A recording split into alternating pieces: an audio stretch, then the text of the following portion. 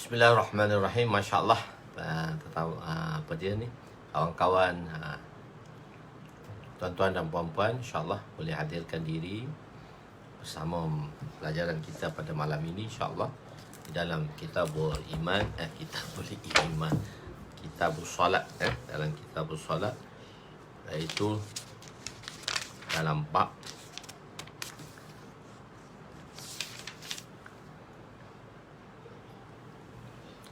hadis yang ke 668. Malam ni insya-Allah kita berada pada hadis yang ke 668. Oh, sudah 600 hadis kita ya. Insya-Allah dah sampai ke hadis yang bracket 15, masya-Allah. Hadirkan diri. Waalaikumsalam warahmatullahi wabarakatuh. Hadirkan diri kita dengan iman dan ihtisab, meyakini pada perintah Allah SWT dan meyakini janji-janji yang Allah Subhanahu Wa Taala telah janjikan pada kita. Hadirkan diri dan tasawurkan bahawa majlis kita ini dipenuhi dengan para malaikat, yang mana tersusunnya malaikat itu sampai ke langit sana. Masya Allah. 365 kita malam ini, masya Allah, dengan iman dan ihtisab, supaya apa yang kita pelajari, kita niat untuk kita amalkan dan kita sampaikan. Untuk itu, langkah pertamanya, tuan-tuan perlu kena share. Tuan-tuan perlu kena share, masya Allah. Dalam jilid kedua kitab Midrajul Fawatih, syarah bagi Mishkatul Masabih, pada Kitabul Iman, di dalam bab kelebihan azan dan menjawab muazzin, menjawab azan.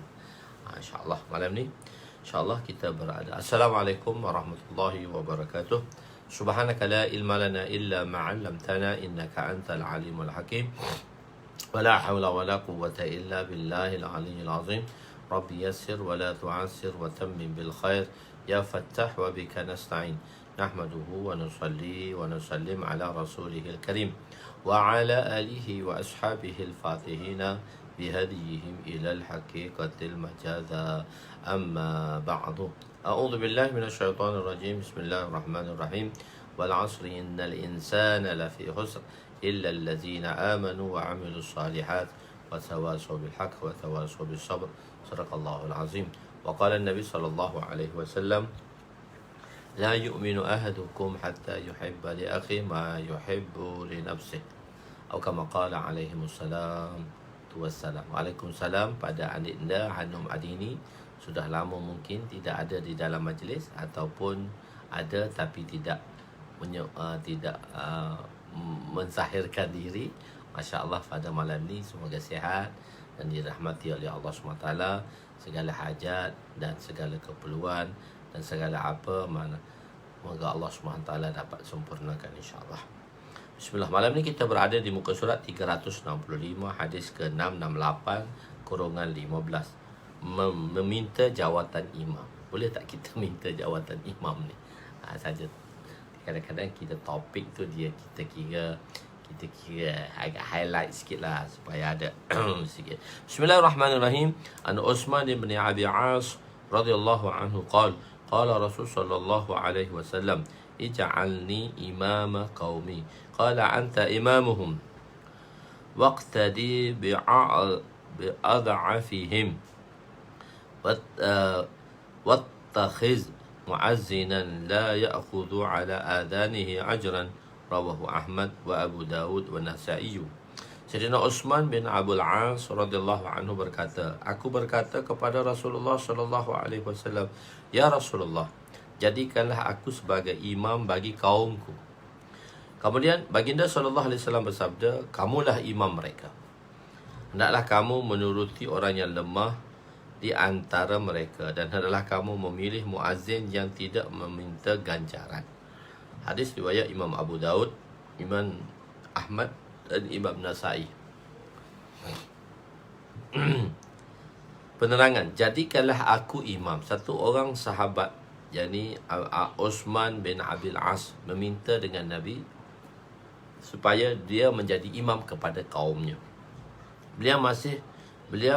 Kaum beliau, yang oleh kerana kita kadang-kadang satu-satu permintaan tu kita kena lihat juga, adakah orang yang memohon tadi dia layak untuk menjadinya atau dia sebagainya.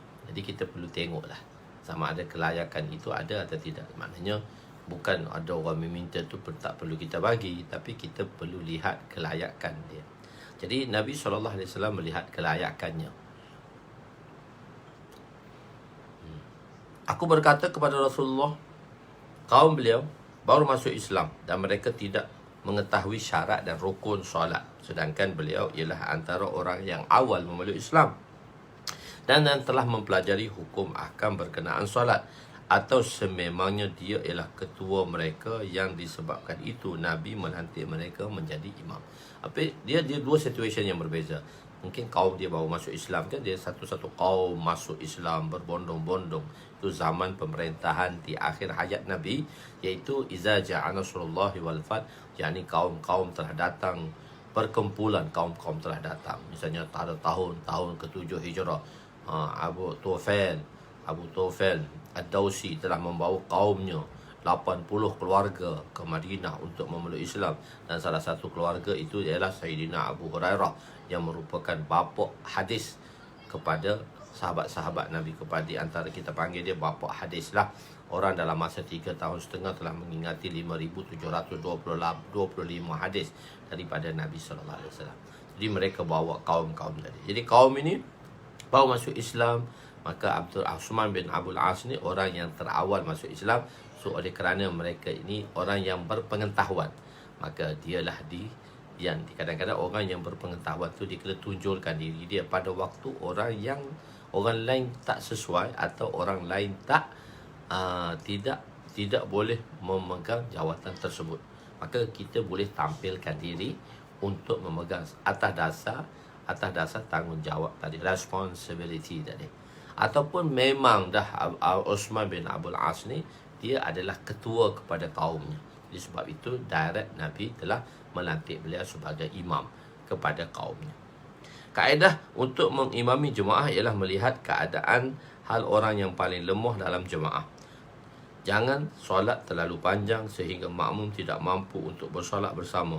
Akan tetapi perlu diberi perhatian terhadap bacaan-bacaan yang masnun, iaitu bacaan-bacaan yang disunatkan di dalam solat. Tidak pada semua keadaan perlu lihat kepada orang lemah kerana akan menyebabkan kemajuan kerja tidak dapat dicapai. Telah saya bincangkan dahulu, ada juga perkara yang mana kita tidak perlu melihat kepada golongan-golongan yang lemah, kita tidak akan ke hadapan. Jadi dia ada, sebab itu kadang-kadang dia situasi yang berbeza, situasi yang berbeza menyebabkan kita perlu meraihkannya ataupun kita terus meninggalkannya. Kalau di dalam bidang agama, kalau kita hanya melihat kepada orang yang lemah, orang yang tak mampu, so macam mana kita nak maju dalam bidang tu? Jadi sebab itu tak perlu kita melihat kepada yang lemah. Di sini kita melihat kepada yang lemah. Jadi kita melihat keadaan semasa jemaah kita tadi. Tidak, dalam kerja agama tidak boleh melihat kepada orang yang lebih rendah, kerana ia akan menyebabkan kemunduran dalam usaha. Jadi kita kata masa PKP jangan buat kerja tak dapat, kita buat dengan SOP-nya supaya kerja itu berterusan, jemaah dapat dikeluarkan dengan syarat-syarat yang tertentu tadi. Menetapkan muazzin tidak diberi upah. Jika ada orang yang bersedia menjadi muazzin tanpa dibayar apa-apa upah, maka itu lebih afdal lah. Muazzin tak perlu dibayar upah, tu lebih afdal. Bukannya sebab kata tak bayar upah, hak lain tak boleh ambil upah, orang ambil upah tu bersalah dan berdosa, tak dapat masuk syurga, tak ikhlas. Tidak, benda itu tidak menafikan. Satu-satu hukum dia tidak menafikan hukum-hukum yang lain. Okay. Jadi bersedia, jika ada orang yang bersedia menjadi muazzin tanpa dibayar upah apa-apa upah, maka lebih afdal. Jika tiada, maka diharuskan mengambil muazzin, mengupah muazzin. Pada awalnya, pendapat Imam Abu Hanifah berdasarkan hadis ini tidak dibolehkan untuk mengupah. Tak boleh nak upah muazzin, nak bayar gaji muazzin tadi. Seperti demikian juga para sahabat.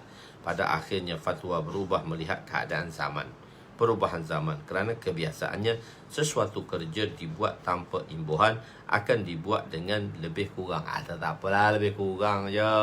Tak payah bayar pun. Macam dulu lah saya berkata mengaji pun kalau kita tak kenakan bayaran, alah lebih kurang je ustazah pun tak kisah pun. Ustazah yang tunggu, ustaz dan ustazah yang tunggu pelajarnya, sebab tak ada ambil apa-apa. Jadi tak ambil apa-apa, jadi kita kenakan juga bayaran dan sebagainya supaya ada ihtimam menjaga masa tersebut. Sesuatu kerja dibuat tanpa imbuhan akan dibuat dengan berlebih kurang saja. Dia lebih kurang je sebab tak ada apa pun, lebih kurang je lah. Ulama mutaakhirin membenarkan muazzin mengambil imbuhan. Jadi ulama-ulama terakhir, ulama akhir ni sekarang kita kata ambil lah, sebab untuk jaga kebajikan mereka dan sebagainya. Satu ketika Mufti Zainal Abidin berkunjung ke Malaysia. Beliau ditanya apakah pendapat beliau jika dibuat madrasah yang tidak dikenakan bayaran di Malaysia. Beliau berpendapat mengenakan bayaran adalah lebih baik kerana di India, sudah hampir di India dan di benua India hampir 200 tahun ada suasana belajar itu, sedangkan suasana madrasah di sini masih baru. Ditakuti ustaz dan pelajar akan berlebih kurang, sama ada daripada pihak ustaz atau daripada pihak pelajar. Biasanya daripada pihak ustaz tu kalau kami lihat tak ada apa pun, Masya Allah, bersungguh-sungguh ustaz-ustaz kita belajar di madrasah, Masya Allah, dengan begitu ihtimam, dengan begitu Masya Allah, kita dapat belajar daripada dia. Kesungguhan beliau, menepati masa beliau, walaupun beliau tidak dapat apa upah-upah pun, tapi Masya Allah, moga Allah SWT bagi keberkatan pada kehidupan masyaikh-masyaikh kita, guru-guru kita yang mana bertungkus lumus untuk mengajari kita dan untuk mentarbiah kita supaya menjadi manusia. Jadi manusia pun susah, nak jadi orang beriman, nak jadi orang ikhlas tu lebih lagi susah lah. Nak jadi orang pun susah lah. Jadi alhamdulillah tuan guru kita dengan kerenah kita, pelajar-pelajar daripada foreigner, lawan negara, dengan tiada adabnya, tak tahu apa, maksudnya tak tahu apa-apa, tapi Masya Allah kesabaran mereka dengan Masya Allah menahan kerenah kita, Masya Allah mentarbiah kita, Masya Allah, sehinggalah kita jadi manusia, jadi orang juga lah kita ni, Masya Allah, dengan kesabaran mereka, dengan ketakwaan mereka. Semoga Allah Subhanahu Wa Taala memberi rahmat dan mencucuri rahmat sebanyak-banyaknya kepada asatizah dan para ustaz, Masya Allah, yang bertungkus lumus untuk mengajari kami dan mengajar seluruh umat tanpa penat dan lelah, tanpa merasa penat dan lelah. Dan satu sifat yang ada pada mereka yang kami pelajari, tasamuh. Tengok kesalahan kita, buat tak nampak aja. Kita salah pun dia buat tak nampak aja. Kalau ustaz-ustaz tua, kalau kita salah dia buat tak nampak aja depan dia. Begitu. Terima kasih pada mereka. Masya Allah, hanya Allah Subhanahu Wa Taala sahaja yang dapat mengganjari pahala dan ganjaran ke atas asatizah kita. Asatizah ni jamak lah kepada ustaz-ustaz lah. Masya Allah, semoga Allah SWT memuliakan darjat yang tinggi, dan pada yang telah pergi, semoga Allah Subhanahu Wa Taala meletakkannya di tempat dan makam yang tertinggi bersama dengan orang-orang yang soleh. Khair. Jadi berlebih kurang lah. Jadi kita perlu ada ihtimam masa, menepati masa. Kami lihat guru-guru kami begitu menepati masa. Syekh Musa Rohani Bahzi, kalau pelajar lewat semua duduk kat luar, siapa lewat semua duduk kat luar. Kadang-kadang marah tu, kadang-kadang marah, datang kena selipar lagi, kena selipar atas kepala tu, habis segala kebuntuan hilang. Dengan kemarahan, dengan sebab ihsan mereka. Marah tu bukan sebab benci, tapi marah sebab cinta dan kasih. Adalah doa sesudah azan maghrib. Wa an Ummi Salamah radhiyallahu, hadis 669-16. Wa an Ummi Salamah radhiyallahu anha qalat, allamani Rasulullah sallallahu alaihi wasallam an aqula indal azan maghrib, Allahumma hadha ikbalul lailik wa idbarun naharik wa aswatu du'atik waghfir li. Rawahu Abu Daud wa Baihaqi fi Da'watil Kabir. Sayyidatuna Ummu Salamah radhiyallahu anha berkata, Rasulullah sallallahu alaihi wasallam mengajar Ku membaca doa selepas azan maghrib dengan doa ini. Allahumma hadza iqbalul lailik wa idbarun naharik wa aswatu du'aik faghfir li. Ya Allah, inilah waktu kedatangan malammu dan pemergian siangmu dan suara panggilanmu. Maka dengan keberkatan waktu maghrib ini, ampunilah dosaku. Hadis riwayat Imam Abu Daud, Imam Baihaqi dalam kitabnya Da'watul Kabir. Dan doa selepas azan subuh, kita tukarlah. Kita tukar Allahumma haza idbarun naharika wa iqbalul lailika, ditukar dengan kaf, dia tersambung.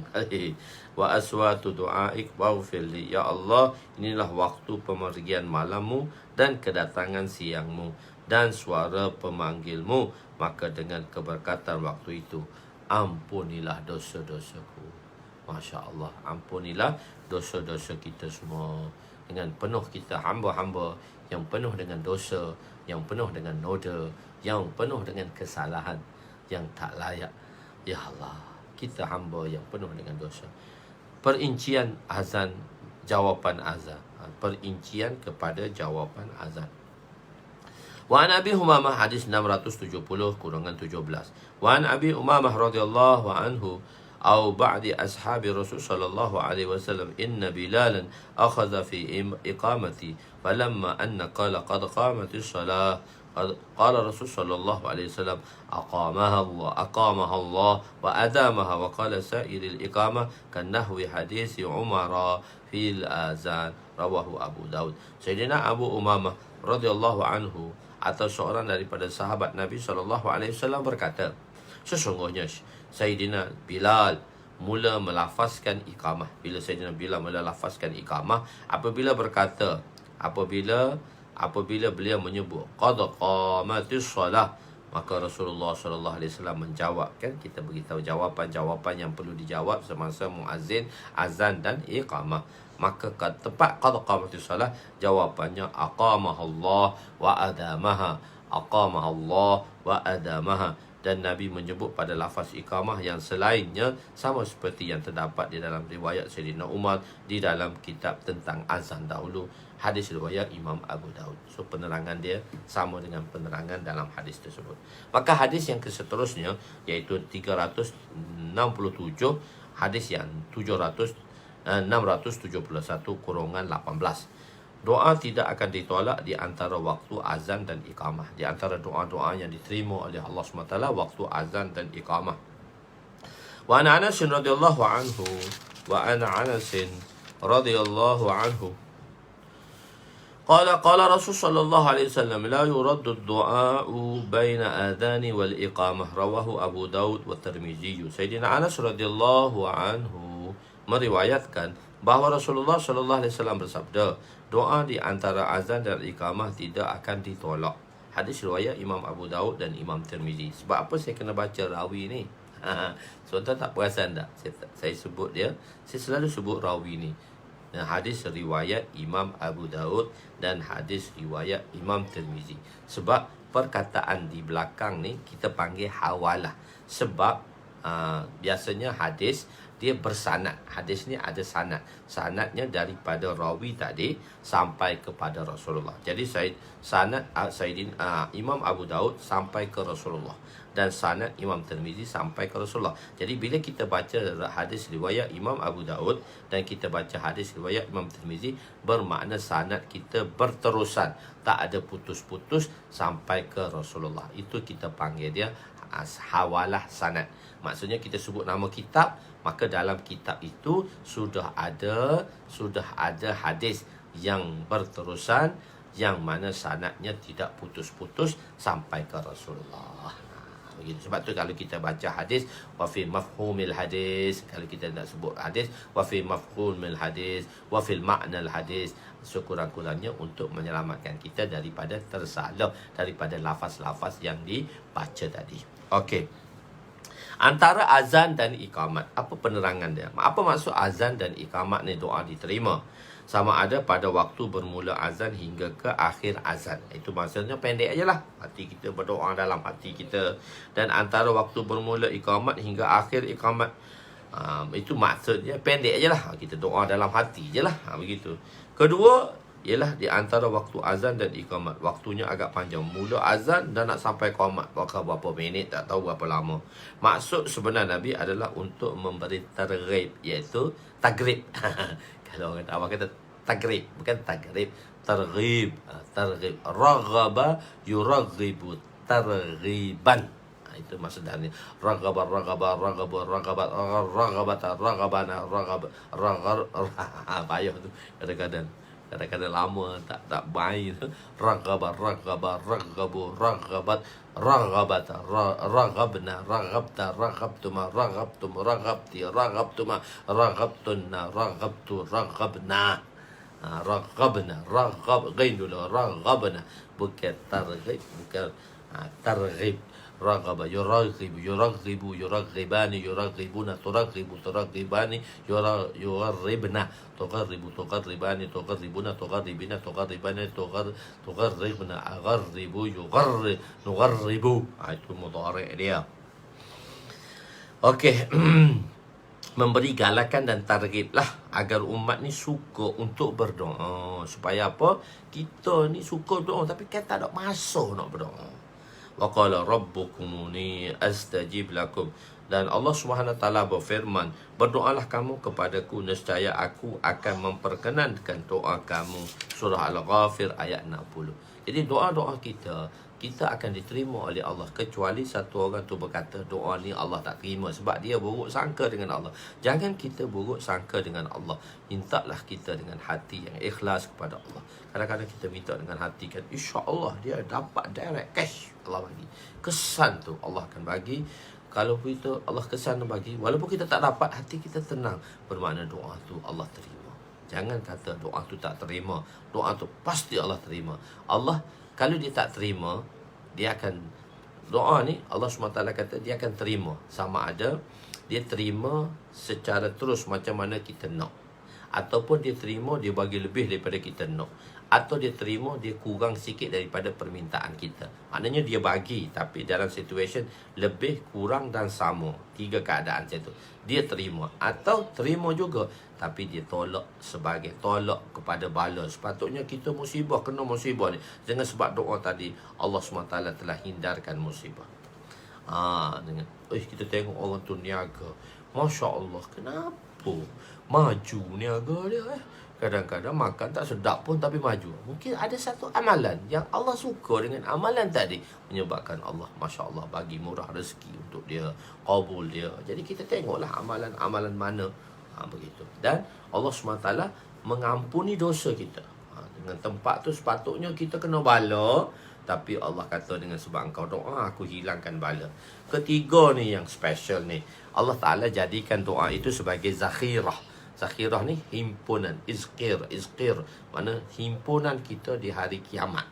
Mana doa tu Allah simpan dia dalam amalan kita. Macam mana kita buat beramal apa semua, sembahyang, puasa, zakat, haji, macam-macam amalan baik. Maka doa tu juga satu amalan disimpan sebagai zakhirah, sebagai simpanan untuk hari kiamat nanti. Kalaulah kita tahu doa ni, kita kata ya Allah kat dunia ni tak payah bagi pun tak apa, bagi kat akhirat. Tapi kita nak juga kat dunia manusia. Tapi tak apa, jangan, ingat, ud'uni astajib lakum. Kita doa, Allah nescaya akan terima doa kita.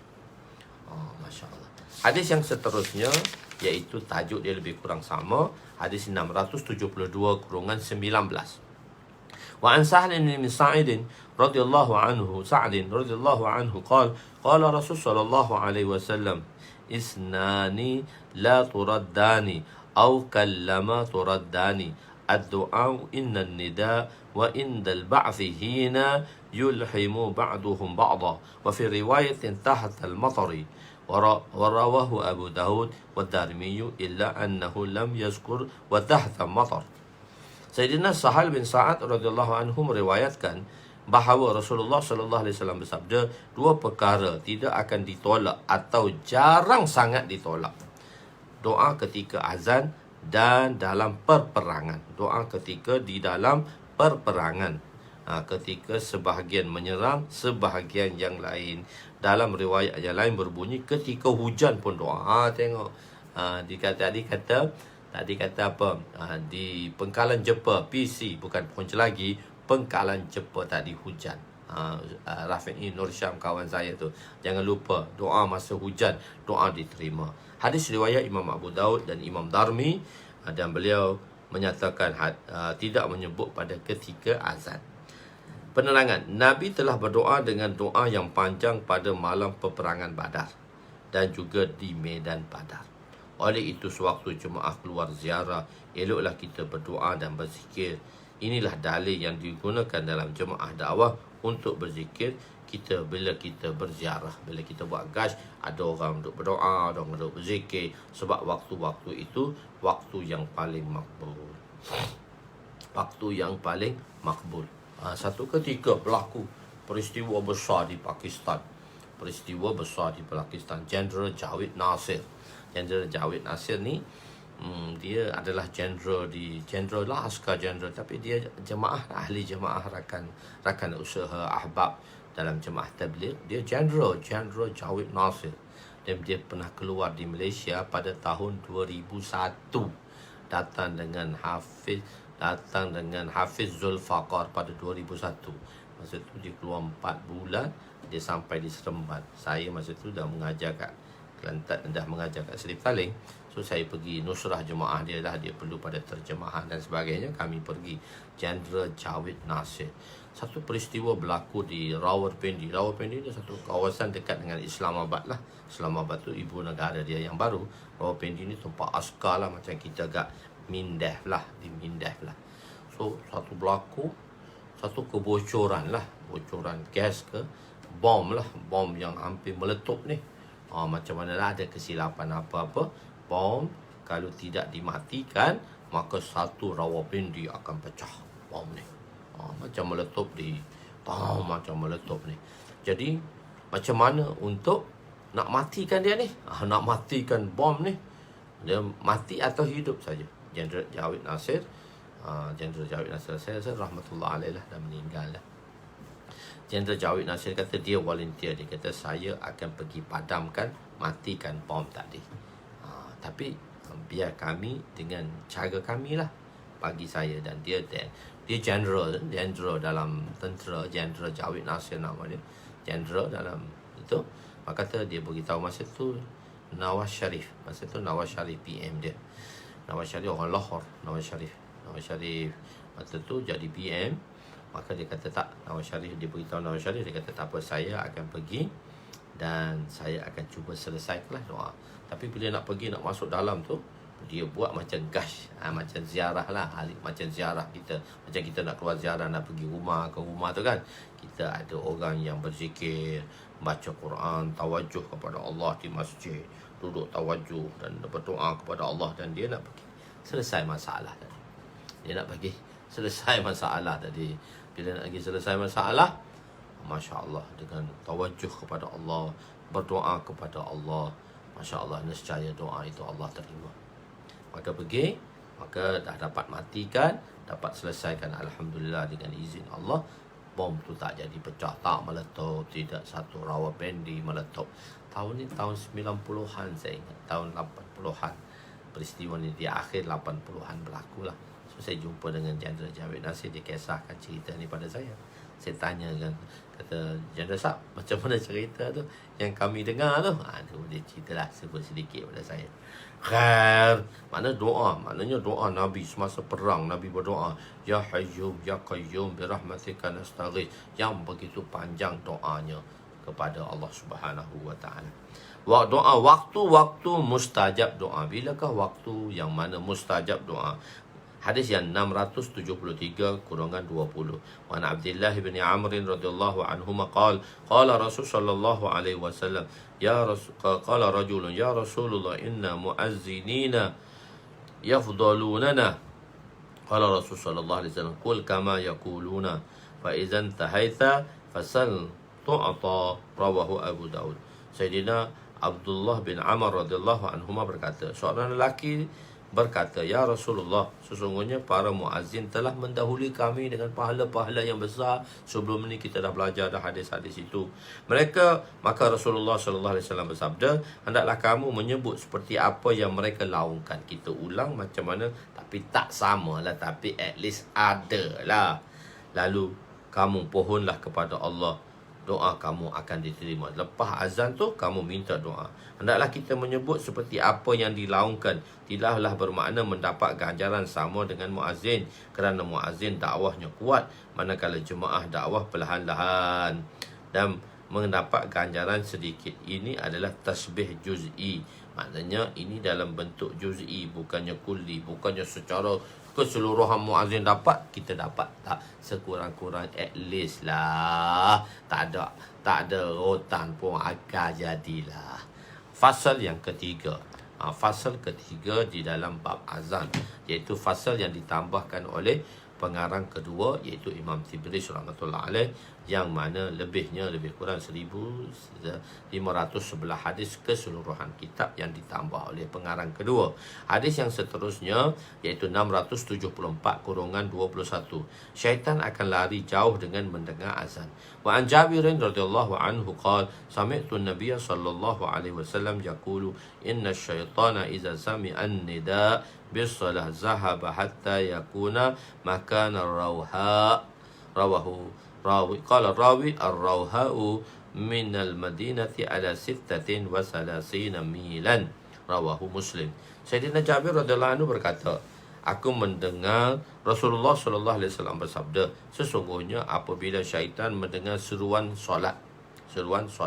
azan lah untuk solat, dia akan pergi jauh sehingga ke Rawha.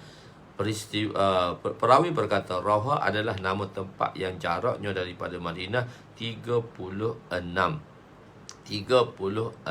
batu.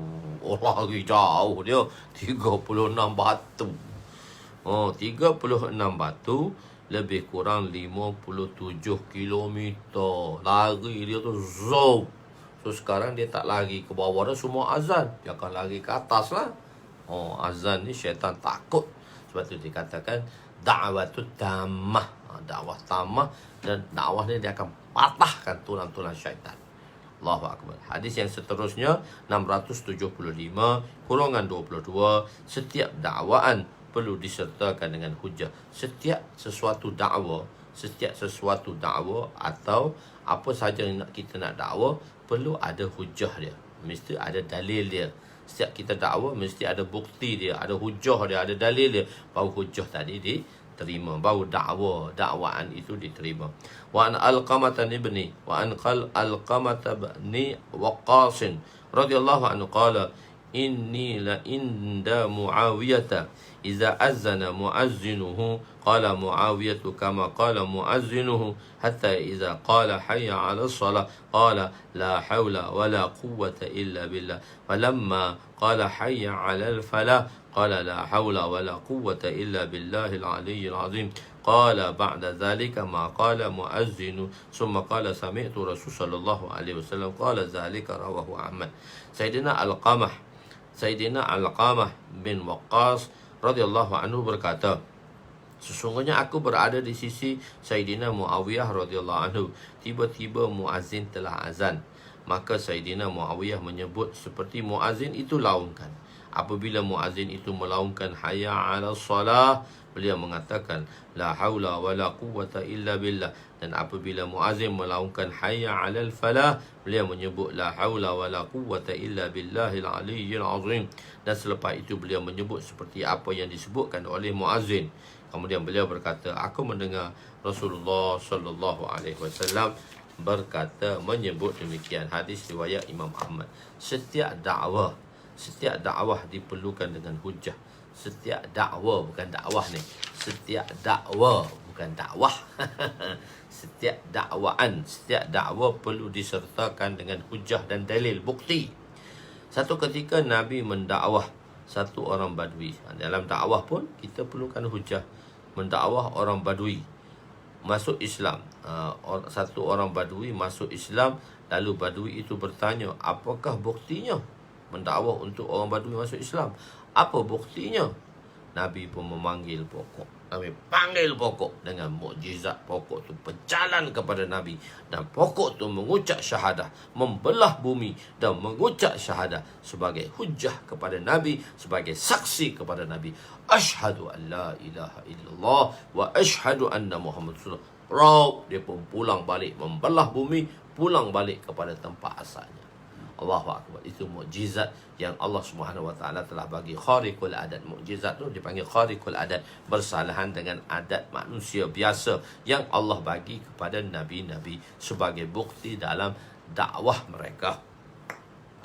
Sesuatu yang diucap hendaklah diyakini. Benda hak kita cakap tu benda kita yakin. Jangan hak kita was-was. Jangan kita was-was, jangan kita tak percaya. Kita pencakap juga berita-berita hak tak tahu apa-apa, kita cakap juga tak boleh. Hadis yang ke-676 kurungan 23. Wa an Abi Hurairah radhiyallahu anhu qala kunna ma'a Rasulillah sallallahu alaihi wasallam faqama Bilalun yunadi falamma sakata qala Rasul sallallahu alaihi wasallam man qala hazihi yaqinan dakhala al-jannah, rawahu Nasa'i. Sayyidina Abu Hurairah radhiyallahu anhu berkata, kami sedang bersama-sama Rasulullah sallallahu alaihi wasallam, lalu Sayyidina Bilal telah bangun dan azan. Apabila beliau diam, Rasulullah sallallahu alaihi wasallam bersabda, barang siapa yang menyebut perkataan itu dengan yakin, dia akan memasuki syurga. Hadis riwayat Imam Nasa'i. Hadis riwayat Imam Nasa'i. Penerangan. Ada dua perkara di sini. Iaitu satu ialah ucapan dan seperkara yang lain ialah yakin. Satu ucapan yang kita sampaikan. Satu, kita yakin dengan apa yang kita sampaikan. Begitu juga dalam memberi dakwah, setiap perkara yang didakwakan perlu diyakini. Kita yakin dengan dakwah tadi. Dan seterusnya hadis 677 yaitu kurangan 24. An Aisyah radhiyallahu anha qalat kana Nabi sallallahu alaihi wasallam idza sami'a muazzina yatashahhadu qala ana wa ana. Rawahu Abu Dawud. Sayyidatuna Aisyah radhiyallahu anha meriwayatkan bahawa apabila Rasulullah sallallahu alaihi wasallam mendengar muazzin bertasyahud, baginda berkata, aku ialah akulah Muhammad, dan atau memberi makna aku juga bersaksi bahawa tiada Tuhan yang layak disembah selain Allah Subhanahu wa Ta'ala. Tiada yang layak disembah melainkan Allah Subhanahu wa Ta'ala. Sama seperti setiap orang Islam bertanggungjawab melafazkan kalimah ini, kalimah syahadah ini, maka tanggungjawab yang sama ke atas aku, yakni Rasulullah, untuk melafazkan kalimah ini. Fadilat Muazzin. Hadis ke-678 kurungan 25. Ada yang cepat-cepat, kita pergi laju lah. Wa an Abi Umar wa an Ibni Umar radhiyallahu anhuma anna Rasul sallallahu alaihi wasallam man azzana bi sintai asyrata sanatan wajabat lahul jannah wa kutiba lahu bi ta'zinihi fi kulli yawmin 60 hasanatan wa li kulli iqamatin 30 hasanatan, rawahu Ibnu Majah. Sayyidina Ibnu Umar radhiyallahu anhuma meriwayatkan bahawa Rasulullah sallallahu alaihi wasallam bersabda, barang siapa yang azan, yakni menjadi muazzin selama 12 tahun. 12 tahun lama tu. Wajib baginya syurga. Masya Allah. Ditulis untuknya 60 kebajikan, 60 pahala bagi setiap azan. 60 pahala pada setiap hari. Dan bagi setiap iqamat 30 pahala. Setiap suara digantikan dengan 60 ganjaran pahala. Azan lebih besar ganjarannya kerana dilaungkan di luar masjid untuk yang hadir dan yang tidak. Manakala iqamat separuh pahala kerana untuk hadirin sahaja. Oleh ini adalah kerana azan agak susah sedikit kerana perlu keluar masjid, sedangkan iqamat berada di dalam masjid sahaja. Tetapi sekarang azan pun di dalam masjid. Apakah pahalanya sama?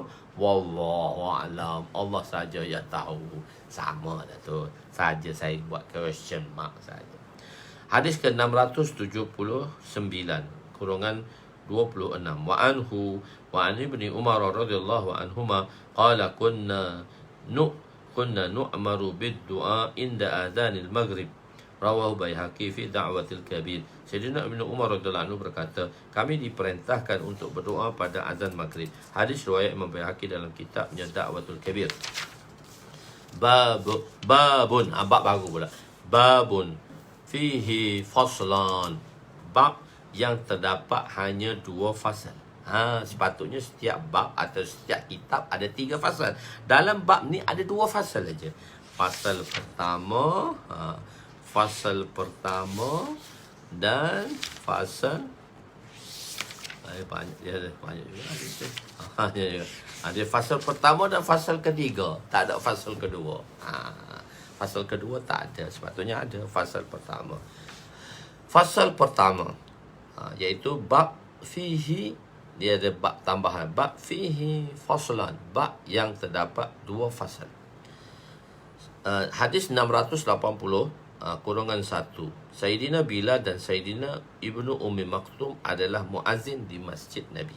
Wa an ibni Umar radhiyallahu anhuma qala Rasul sallallahu alaihi wasallam inna Bilalan yunadi bilailin wa fakulu washrabu hatta yunadi Ibnu Ummi Maktum. Qala wa kana Ibnu Ummi Maktum rajulan a'ma la yunadi hatta yuqalu lahu asbahta muttafaqun alaih. Sayyidina Ibnu Umar radhiyallahu anhuma meriwayatkan bahawa Rasulullah sallallahu alaihi wasallam bersabda, sesungguhnya Sayyidina Bilal melaungkan azan di waktu malam, maka makanlah dan minumlah sehingga Sayyidina Abdullah Ibnu Ummi Maktum melaungkan azan. Sayyidina Ibnu Umar radhiyallahu anhu berkata, Sayyidina Ibnu, ini Abdullah lah, anak kepada Ummi Maktum. Sayyidina Abdullah Ibnu Ummi Maktum ialah seorang lelaki yang buta. Beliau tidak akan melaungkan azan sehingga seorang berkata kepadanya, waktu subuh telah hampir, waktu subuh telah hampir. Hadis riwayat muttafaq alaih, iaitu Bukhari dan Muslim. Dalam satu riwayat yang lain dinyatakan Sayyidina Abdullah Ibnu Ummi Maktum melaungkan azan di waktu malam. Kamu masih boleh makan dan minum, sehingga Sayyidina Bilal melaungkan azan untuk kali kedua, iaitu pada waktu subuh. Ini kerana Sayyidina Bilal dan Sayyidina Abdullah bin Ummi Maktum bergili-gili memberi azan di Masjid Nabawi. Bergili-gili memberi azan di Masjid Nabawi. Dia bagi dia, sebab tu kita ada 2 untuk Bilal. 2 Bilal. 1 Bilal ke 2 Bilal? Bilal pertama, Bilal kedua. Okey. Timbul persoalan, kenapa terdapat azan sebelum masuk waktu sehingga terdapat azan 2 kali apabila sehingga terpaksa azan 2 kali? Kali kedua apabila masuk waktu. A'immah salas, a'immah yang 3 berpendapat bahawa azan tidak boleh diberi sebelum waktunya kecuali pada waktu subuh sahaja. Imam Abu Hanifah pun berpendapat tiada pengecualian walaupun waktu fajar. Tak boleh juga, kena bagi tepat waktu dia. Azan hanya diberikan setelah masuk waktu. Dan azan pertama di zaman Nabi itu menandakan waktu tahajud, bukan waktu sembahyang, waktu tahajud, atau untuk mengejutkan untuk orang yang bangun sahur. Waktu kan dulu tak ada jam, tak ada apa, kejut orang bangun sahur, sebab sebelum tu ada sejam lagi masa. Ada juga menyebutkan liyarji' qa'im wa yastayqaz na'im, yakni selepas azan pertama, sahabat-sahabat yang melakukan ibadat pada waktu malam akan pulang ke rumah, dan sahabat-sahabat yang tidur akan bangun dan menggantikan mereka yang pulang untuk beribadat di masjid. Sebab tu dakwah kita buat nak hidupkan masjid 24 jam. Tapi sekarang tak boleh lagi lah, sebab PKP kena ikut syarat lah, pukul 10 lepas Malaysia kena tutup lah. Tapi tak apa, insyaAllah kita buat slow-slow. Allah Ta'ala bagi balik untuk kita hidupkan amalan masjid selama 24 jam. Malam tu dengan ibadat, sahabat bergili-gili beribadat. Di zaman Nabi, sahabat-sahabat akan membahagikan masa mereka untuk bergili-gili beribadat di masjid pada waktu malam. Selepas azan pertama, golongan yang pertama beribadat akan pulang ke rumah dan akan digantikan dengan golongan kedua. Cara beginilah kita ingin wujudkan untuk menghidupkan masjid dengan amalan 24 jam. So 24 jam amalan malam tu dengan menghidupkan amalan-amalan berdoa kepada Allah dan bersolat kepada Allah, memohon keampunan daripada Allah kepada Allah dan rahmatnya. Allah dalam satu hadis yang diriwayatkan daripada Sayyidina Aisyah dan Sayyidina Hafsah, dua-dua isteri Nabi, disebut bahawa Sayyidina Bilal tidak akan azan sehingga masuk waktu subuh. Di zaman Sayyidina Umar radhiyallahu anhu, beliau telah melantik Hadrat Mas'ud untuk memberi azan. Pernah beliau memberi azan sebelum waktu subuh, lalu Sayyidina Umar menyuruh beliau agar azan kali kedua. Sayyidina Umar mengatakan bahawa ramai lagi orang yang masih tidur. Hadis ini adalah dalil yang menyatakan bahawa terdapatnya azan 2 kali di zaman Nabi. Pada zaman sekarang, hukum azan 2 kali adalah harus. Daripada hadis ini diketahui bahawa orang buta juga boleh memberi azan, dan dengan 2 syarat, iaitu boleh menjaga taharah dan dapat mengetahui waktu solat. Maksudnya dia dapat boleh, kadang-kadang boleh jadi imam, tapi kalau mengikut mazhab Imam Abu Hanifah, orang buta jadi imam makruh. Orang buta jadi imam makruh sebab dia tak cukup syarat dia. Lalu hadis ke-681-12 wa an Samarata bin Jundab radhiyallahu anhu qala Rasul sallallahu alaihi wasallam la yamna'annakum min suhurikum azanul bilal walal fajru al-mustatilu walakin al-fajrul mustatiru fil ufuq. Rawahu Muslim wa labzuhu lil Tirmizi. Sayyidina Samurah bin Jundab radhiyallahu anhu meriwayatkan bahawa Rasulullah sallallahu alaihi wasallam bersabda, azan Bilal dan fajar yang menegak. Azan kali pertama lah, dan fajar menegak. Fajar kazib kita panggil dia. Fajar menyingsing, ni fajar tegak saja. Dia waktu dia datang sekejap je cerah. Itu sekali-kali tidak akan menghalang kamu untuk kamu bersahur. Akan tetapi fajar yang melintang, itu fajar sadik nama dia. Sebab kita panggil dia fajar melintang, fajar menyingsing, yang akan menghalang kamu daripada bersahur. Hadis riwayat Imam Muslim dan perkataannya daripada Imam Tirmizi. Tidak menghalang kamu untuk bersahur, kerana Sayyidina Bilal azan untuk mengejutkan orang bersahur. Fajar yang melintang ialah fajar menyingsing. Mulanya cerah dan bertambah cerah sehingga matahari terbit sepenuhnya. Fajar yang menegak, contohnya cahaya yang terbit menegak untuk seketika dan kemudian kaki langit kembali gelap. Ia juga dipanggil fajar kazib, iaitu fajar dusta. Dia ada 2, fajar kazib, fajar menegak, iaitu fajar menyingsing, iaitu fajar melintang. Okey. Hadis ke-682-3 dalam bab ini, adakah kedua-duanya perlu azan dan iqamat? Adakah kedua-duanya perlu azan dan iqamat? Soalan dia pelik hadis ni. Wa an Malik ibn al-Huwairisi radhiyallahu anhu qala ataitu an-nabiy sallallahu alaihi wasallam ana wa ibnu ammi li qala idza safartuma fa'azzana wa aqima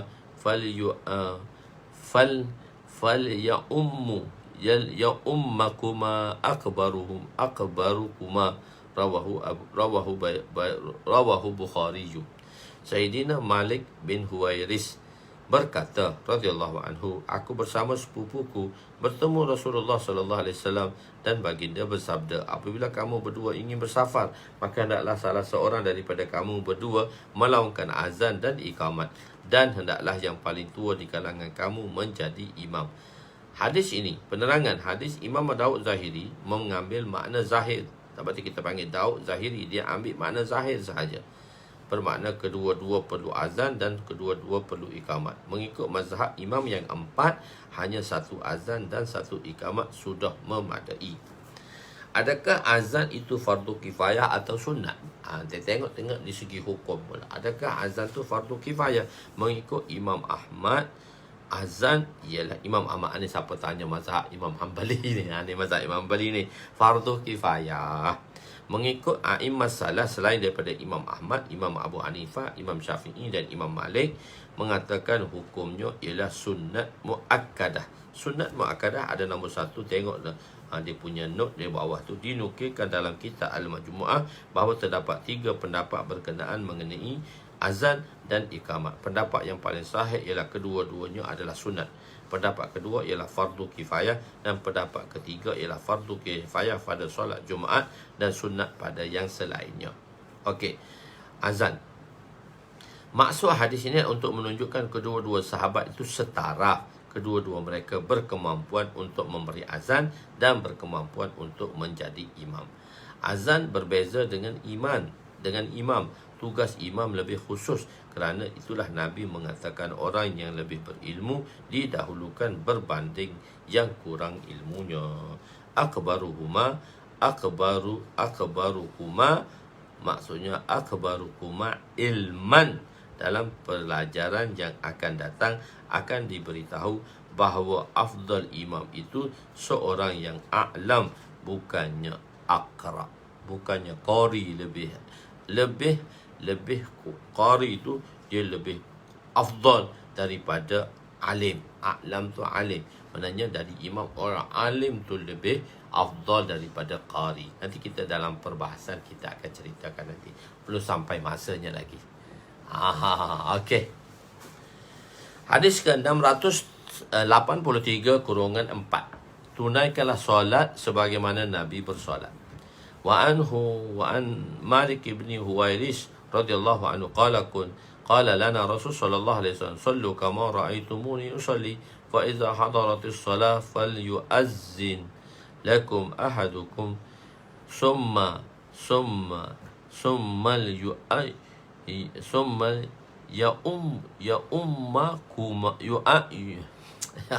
kadang-kadang baca pun summa ummakum akhbarukum.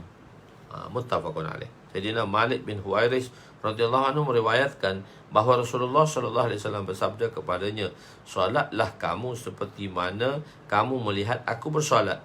Apabila waktu solat telah masuk, maka hendaklah salah seorang daripada kamu melaungkan azan, kemudian yang paling tua di kalangan kamu menjadi imam. Penerangan hadis riwayat muttafaq alaih. Penerangan hadis ini diriwayatkan daripada sahabat yang sama dengan hadis yang sebelumnya. Dalam hadis sebelumnya dikatakan sirah tasniyah, iaitu dengan perkataan dua. Di sini dengan hadis ini dengan sirah jamak pula. Asalnya dalam satu rombongan tadi, ada satu rombongan yang datang kepada Nabi. Sebab itulah Nabi memanggil mereka dengan sirah jamak. Kemudian kedua orang sahabat ini berjumpa dengan Nabi secara berasingan. Maka daripada rombongan ini, itulah Nabi mengkhitabkan mereka berdua. Dua orang tu mari secara Nabi. Kadang-kadang ramai peristiwa Lailatul Ta'ris, peristiwa berjumpa dengan jin.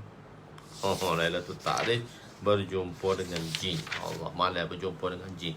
Bismillahirrahmanirrahim. Hadis 684 kurangan kelima.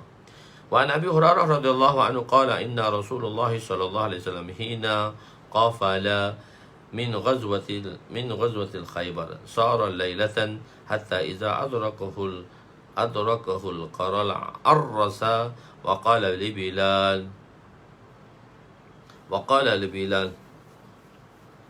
أخلأ لنا الليل وصلي بلال ما قدر له ونام رسول صلى الله عليه وسلم وأصحابه فلما تقارب الفجر استند بلال إلى راحلته مواجه الفجر فغلبت بلالا عيناه وهو مستندا إلى راحلته ولم يستيقظ رسول الله صلى الله عليه وسلم ولا بلالا ولا أحد من أصحابه حتى ضربتم الشمس فكان الرسول صلى الله عليه وسلم أولهم استيقاظا وفزع رسول صلى الله عليه وسلم ففزع رسول الله صلى الله عليه وسلم قال أي بلال؟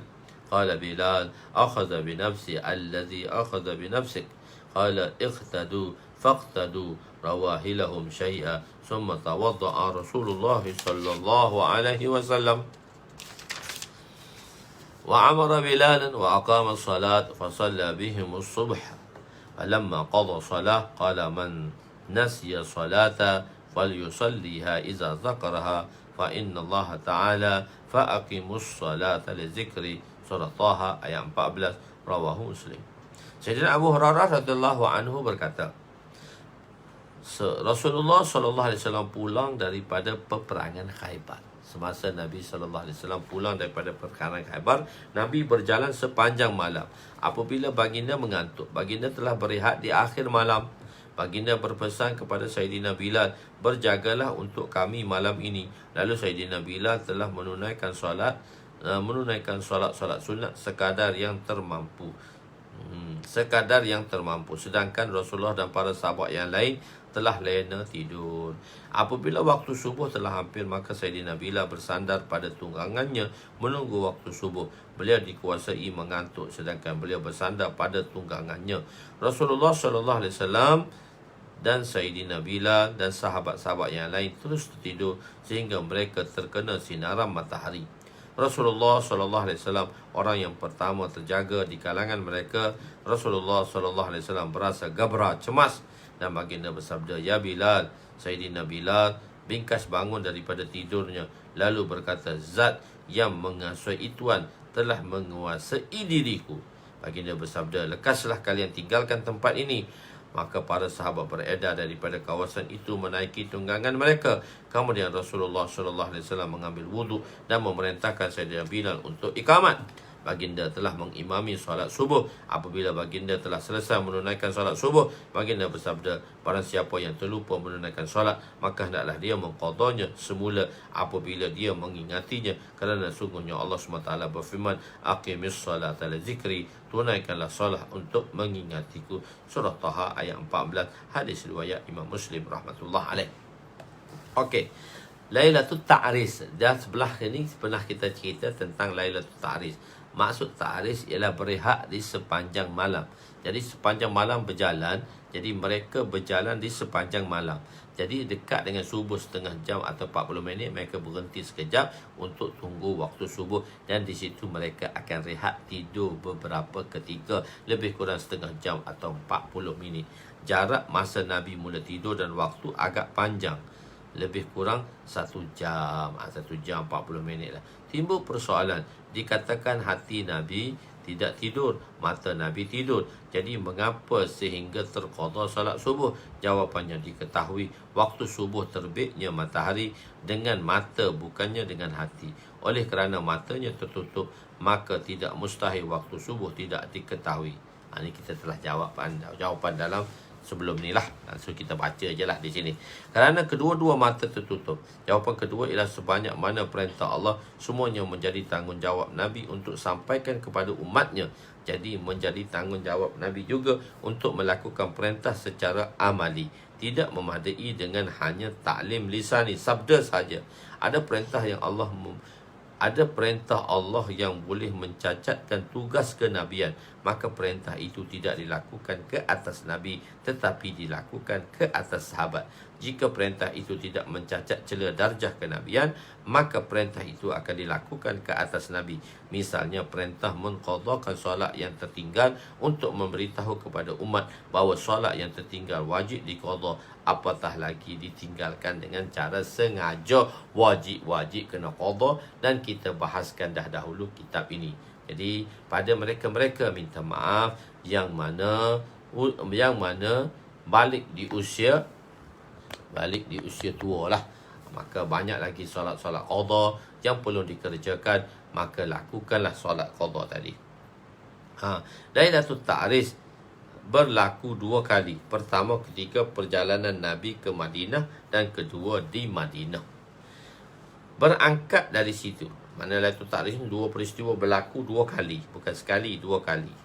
Berangkat dari situ, berlaku ikhtilaf di sini, adakah qadha salat subuh boleh dilakukan pada waktu tahrim? Waktu subuh adalah waktu tahrim. Mengikut Imam Abu Hanifah, solat qada tidak boleh dilakukan dalam waktu tahrim. A'immah yang lain yang tiga mengatakan tiada waktu haram untuk menunaikan solat qada. Solat qada ni boleh laku 24 hours. Sebab berhutang kena bayar cepat. Kalau tak bayar cepat tak boleh. Jadi solat qada boleh, kecuali Imam Abu Hanifah mengatakan solat qada tidak boleh dilakukan dalam waktu tahrim. Dan waktu tahrim ni kita dah bagi tahu di dalam bab-bab waktu. Dahulu ada 3 waktu secara zat dan 2 waktu secara sifat, dan perkara ini telah saya jelaskan dahulu. So kita jalan sajalah. A'immah menyatakan Nabi meninggalkan tempat ini dan tidak menunaikan solat kerana di wadi tersebut terdapat kesan-kesan syaitan dengan bersabda inna haza wadin bihi syaitan. Oleh itu janganlah datang kembali ke tempat yang pernah dia melakukan dosa, kerana di situ terdapat kesan syaitan yang besar. Telah kita ceritakan dahulu macam mana pengalaman Haji Mio yang bekerja sebagai pusat pemulihan. Dia kata orang tu yang mana terlibat dalam dadah boleh lagi tinggalkan dadah, kecuali dia tinggalkan tempat yang mana dia tak kembali lagi pada tempat yang dia terjebak, dan jangan jumpa member-member lama. Okey, hadis ini menunjukkan tempat maksiat itu memberi kesan syaitan yang besar. Berlaku ikhtilaf, perselisihan pendapat. Adakah azan dan iqamat pada solat qada? Boleh tak kita azan dan iqamat? Imam Syafi'i mengatakan memadai iqamat saja untuk solat qada. Imam Abu Hanifah menyatakan azan dan iqamat kena ada dua-dua sekali. Perlu ada dua-dua sekali. Wallahualam, kita berhenti di situ saja pada malam ni. Agak banyak juga, 12 muka surat, 13 muka surat kita, 12 muka surat. Bilakah waktu iqamat? 377. Bilakah waktu iqamah? Wallahualam, insyaAllah kita bertemu lagi pada malam esok. Malam esok agak lewat sedikit ya. Saya ada kuliah di Senawang, jauh sikit. Di bandar apa tu, dia lebih kurang 50 minit daripada KL nak sampai ke tempat itu. Jadi kalau sembahyang sudah 9 suku, so saya pecut kereta balik pukul 10 saya sampai. Pukul 10 lah. Biasanya ada juga waktu kita 10, tapi kita esok dalam pukul 10 minit kita ada kelas lah. Saya sayang nak tinggal kelas ni. Kalau tak ada kelas sayang pula. Kalau kita buat kelas 10 minit, 50 minit, 40 minit jadi ya. Jadi maknanya kita buat juga sehari-hari tu taklah ketinggalan. Berkat waktu tu kalau kita hari-hari lama-lama cepat habis. Maulana Ashraf Ali Tanwi dia mengarang kitab tafsir lepas asar je 10 minit. Tapi berkat masa tu 10 minit sehari, sudah juga kitab tafsir yang dia. Tapi kena istiqamah lah, dengan ihtimam dan istiqamah lah. Sebab tu saya nak ambil istiqamah dan istiqamah. Jadi kita dalam 10 minit esok lah, malam esok kita ada juga kelas. Saya ingat tak nak kelas, tapi tak apalah, kita buat lah juga. Saya sayang nak tinggalkan tuan-tuan ni. Sanggup bagi masa pada saya. Terima kasih ada orang yang duduk, bukan pelajar-pelajar saja yang duduk dengan saya, tapi tuan-tuan juga duduk dengan saya, insyaAllah. Dan jangan lupa kita bertemu di daurah pada hari Jumaat ini. Kita bertemu di daurah 14, 15, 16, iaitu daurah yang ke-6 dah kita kata dalam kitab Taharah. So 6 dan 7 ni kita akan habis. Kalau tak 7 pun kita pergilah sikit 8 bulan 9 ni, sebab kita tak nak pecut. Muda kata Ustaz, janganlah pecut sangat. Jadi kita relax, tenang. Kalau tak habis lagi 6 dan 7 ni, dalam bulan 6 7 kita sambung sikit ke daurah ke-8 sebelum kita mulakan Kitabul Janaiz jilid ke-4. Jilid ke-4 saya dah hantar link dah baru. Cuma di link baru tu saya ada letakkan nombor akaun baru. Jadi tuan-tuan nak masuk nombor akaun baru pun tak apa, nombor akaun lama pun tak apa. Dua-dua tu nombor akaun saya di bank Islam lah. Jadi tuan-tuan masuklah ke mana-mana, sebab saya nak hidupkan akaun tadi. Sebab dia mati lama sangat, so nak hidupkan balik dia. Supaya saya bubuh nombor akaun baru untuk pendaftaran daurah kita pada kali ini. So siapa yang dah ada setting untuk lama ke baru, bolehlah mana-mana masukkan je lah. Jangan dua-dua sudah masuk salah satu. Nama tersilap masuk dua-dua pula kan. Jadi salah satu. Salah satunya masuklah. Jadi insyaAllah kita akan bertemu daurah kita pada hari Jumaat ini insyaAllah. 3 minggu kita rest daurah ni. Kita akan temu kembali daurah kita insyaAllah. Pada malam esok kita agak lewat sikit dalam 10 minit lah insyaAllah. Begitulah kita akan bertemu juga. Setengah jam pun jadilah. Setengah jam pada pukul 11 kita habislah. Okey lah, jalan juga. Okey juga. Wallahualam. Yang baik itu daripada Allah, yang lemah itu daripada kelemahan saya lah. Jadi semoga Allah SWT bagi kita kesihatan yang baik, jaga kesihatan, jaga kesihatan, jaga diri masing-masing, jaga diri masing-masing. Zaman ni Covid tak hilang lagi ni. Jangan lupa berdoa satu sama lain. Mudah dah siapkanlah senarai nama-nama untuk berdoa tu. Jangan lupa setiap hari kurang-kurang seminggu sekali kita sebut nama atas, nama yang paling atas tu nama ustaz lah. Jangan lupa kat ustaz pula. Wallahu a'lam. Aku qouli hadza astaghfirullahalazim li wa liwalidayya wa li jami'il muslimin wal muslimat wal mu'minin wal mu'minat al ahya'i minhum amwat bi rahmatika ya arhamar rahimin. Ya awalal awwalin wa ya akhiral akhirin wa ya zal quwwatil matin wa ya rahimal masakin wa ya arhamar rahimin. اللهم اغفر لنا ذنوبنا ووسع لنا خلقنا وتجب لنا كسبنا وكنعنا بما رزقتنا ولا تذهب طلبنا إلى شيء صرفته عنا وصلى الله على سيدنا محمد وعلى آله وصحبه أجمعين والحمد لله رب العالمين. تقبل الله منا ومنكم يا كريم. تقبل منكم. تقبل الله.